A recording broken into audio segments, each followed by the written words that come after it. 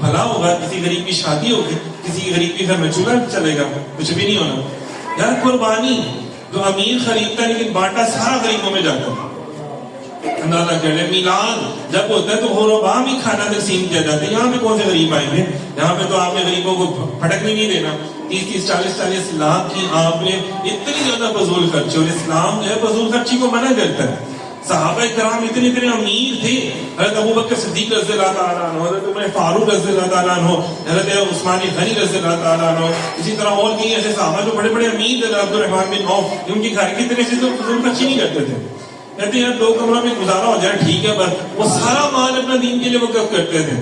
آج بھی ایسے لوگ ہیں تو بھئی آپ بھی آگے ہیں نا، آپ یہ فضول رسم کا بائیکاٹ کیوں نہیں کرتے؟ جب آپ میلاد کا بائیکاٹ کرنے میں تو بڑا آپ کو آ رہا ہوتا ہے. شب قدر، شب برات، شب معراج کے بارے میں تو فضولیات آپ کی بکواسیات آپ کے منہ سے نکل رہی ہوتی ہیں. اب کیوں نہیں آپ صدقہ کا بائیکاٹ کرتے؟ بائیکاٹ کر کے عاشق رسول کیوں نہیں بننا پسند کرتے ہم؟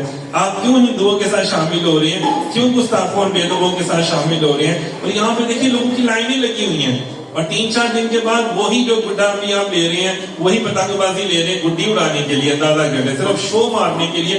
3-4 دن کے بعد اس کی کوئی اوقات نہیں رہی. جسٹ ایک ڈسٹ بین میں جانا ہو رہا تھا. کتنا مطلب ہزاروں لاکھ روپے آپ کے ضائع جائیں گے. کبھی یہ سوچا کہ یار مجھے اپنی کردار کی گڈی بھی بنانی ہے نا، کردار کی گڈی بھی کبھی میں اونچی اڑاؤں، اپنی کردار نہیں اپنا صحیح کرنا. اب یہاں پر ہو گیا کیا؟